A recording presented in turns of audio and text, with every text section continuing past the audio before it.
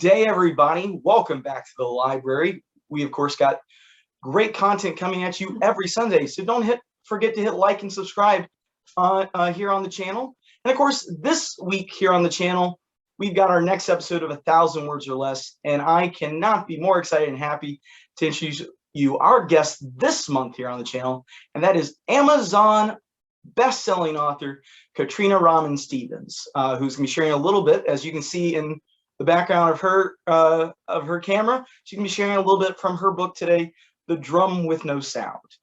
Katrina, how you doing today? I'm doing well. Brice, how are you? I'm doing fantastic. Katrina, before we get to the actual reading, which I forgot my tagline like I always have, which is that the only catch is it has to be 1,000 words or less. But with this children's book, I think we're safely under that 1,000 words. We are. But Katrina, before we get into your book, tell us a little bit about yourself and where we can find you. Okay. Well, I've been in education for 10 plus years, and I've always had a love for children. I always had a love for books, and you can actually find my first book titled The Drum with No Sound from Amazon, or you can go directly to my website at www.katrinarahmanstephens.com to purchase your very own copy. And I've got my copy already, and I loved it, and I recommend everyone else do the same. Thank you. Especially if you got children, they'll absolutely love it. Well, as we said, Katrina's going to be reading from The Drum with No Sound. So let's not waste any time, and let's go ahead and get to the reading. So without further ado, this is Katrina Rahman-Stephens with an excerpt from The Drum with No Sound. Many moons ago, a young boy by the name of Tunji was born to the great king and queen of Nigeria. The arrival of the son pleased the king so greatly that he notified all the drummers in the land to come and surround baby Tunji with the sound of drums. As young Tunji grew older, the king taught his son all he could about the drums, particularly a djembe. Crafting and playing a djembe was very hard work that required patience and precision from Tunji. The king taught him how to journey deep into the woods to select a tree that would soon become a djembe. And that's just the first 4 pages of the book. And of course, if you would like to learn more about what happens to Tunji and his journey in becoming a master drummer, you have to purchase the book. Which everyone, as I already said, is a wonderful book. So you should all go out and buy this book. So Katrina, we have, and we talked a little bit before we started recording, but you're our first children's book author. So I've got a few questions of process driven about how this book came about. But obviously the first one that I want to talk about is you yourself are not deaf. No. But you are both an American Sign Language teacher. That's how we met. And then also, however, you've written a book about a child who is going to become deaf. Spoiler, sorry, everybody. So how did that connection for you come about, and how did that connection lead to this book? It actually happened early on in my childhood. I remember watching a television show where I saw this deaf actor, and it blew my mind because before then I had never seen sign language before, never met a deaf person before. So I was completely blown away about this person's ability to communicate using his hands. And I remember my second experience. Well, let me go back to this first experience. The first actor that I saw, his name was C.J. Jones. And if anybody who's familiar with deaf culture know who C.J. Jones is, he's the first African-American, well, not the first, he is an African-American actor and comedian. And he has done so much within deaf culture when it comes to acting, comedy, just being a voice for deaf people and being an advocate for them. So when I saw him on this television show, I was like, blown away. I was like, I have to learn this language. And I think at the time I might have been 7 years old, but I was captivated even at the age of 7 by this language. And then one day my parents took my brothers and I out to eat. And on this kids meal bag, it had the alphabets in sign language. And again, captivated by, my gosh, these are the alphabets. I want to learn. So I did not throw my kids' meals bag away like my brothers did. I folded it up, tucked it away in my pocket. And when I got home, I actually started studying the alphabets. So that was like my early captivation and my early just in awe with the language. That's fascinating. And it's, and I think hopefully all of us have experiences like that as children where something,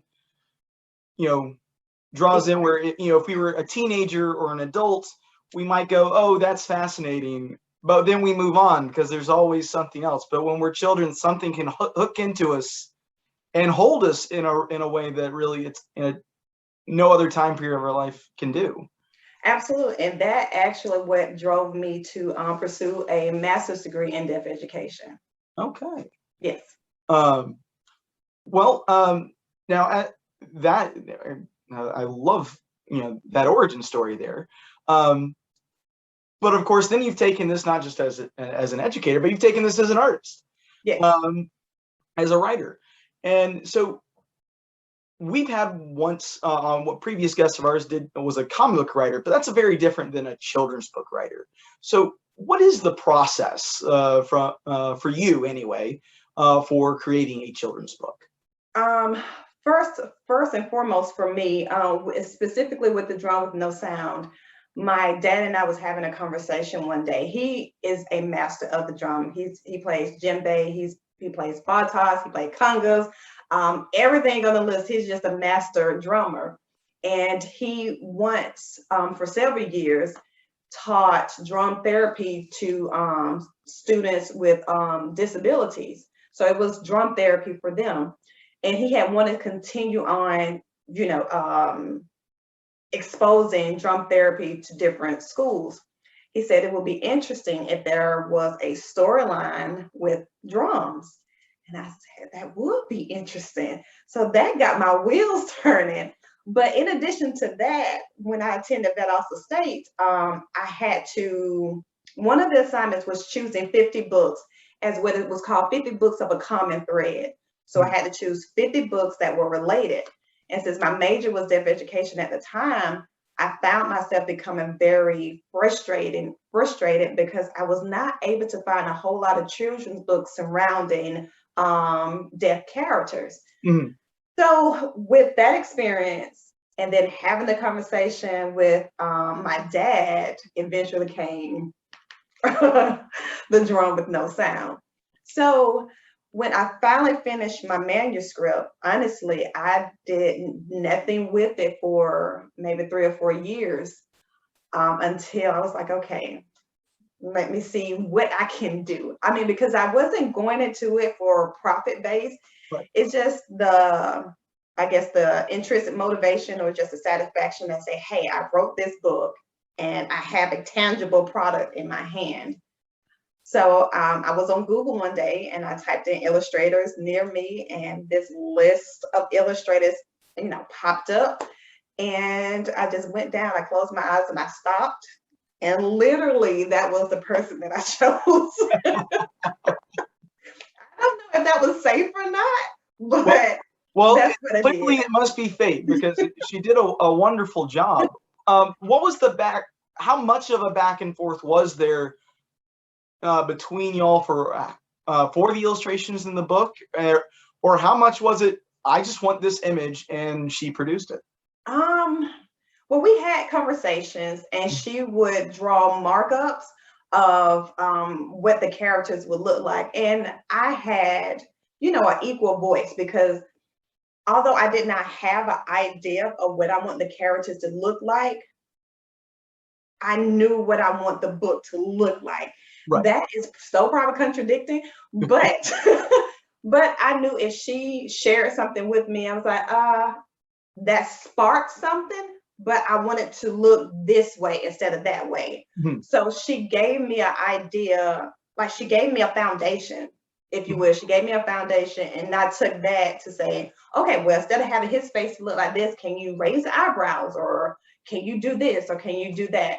So she was very very helpful. She was patient. Let me just say that. She was very patient with me because the book was very personal in terms of, you know, the history, the African history and deaf culture, that I wanted to make sure I presented the book in the most authentic way possible. Okay. Well, I'm glad that worked out, because it is a beautiful book, and so you definitely, even if it was by complete chance and fate and divine providence, you got a great illustrator and a great looking book. Now, you then went on into a second book, The Laughing Hyenas, which is your Amazon best-selling book. Yes. What in particular lessons did you learn from doing the drum with no sound that made the process easier with The Laughing Hyenas, or simply made, or, you know, or at least from your perspective, made the book better? Honestly, it was two completely different experiences. Two completely different experiences. For the first book, I did not do a lot of marketing because, again, it was like a self-satisfaction to me that I eventually started marketing the book, and I was thinking, okay, this people, they like it. And so I started marketing the book to deaf institutes. I was actually invited. I actually went to the Atlanta area school for the deaf. I had great sales with Alabama School for the Deaf, and I was invited to travel to the California School for the Deaf. And the trip supposed to had happened in March of 2020, but of course, we know what happened. Possibly have happened. Everything shut down. So that did not happen, but it wasn't until several months later where we did a live Zoom story time with the school. So I had this amazing man, Antonio Hunter, to interpret my book, and I was able to meet the kids during story time. But so marketing for this book went in the direction of deaf culture and those that were deaf, kids that were deaf. But the Laughing Hyenas took on a completely different direction, because I wanted to address a broader audience of kids instead of just specifically for those that were deaf. Okay. Well, I know we're coming up on, you know, on the timeline we were kind of setting for ourselves. Yes. And y'all at home will not see any of it, any of the technical difficulties that I decided to throw on top of our interview today. So Katrina, I know I don't want to take more of your time than on a lovely evening like we have right now, with your family. But I really do want to thank you so much for coming on with us today.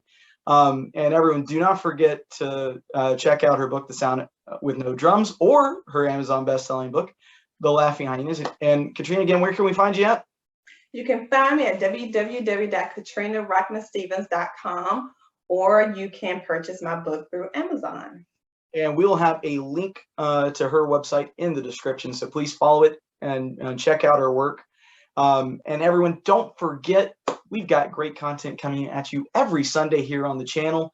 So don't forget to like and subscribe and come back and join us next week. And everyone, y'all have a wonderful day. Katrina, thank you so much for joining us. Thank you for having me.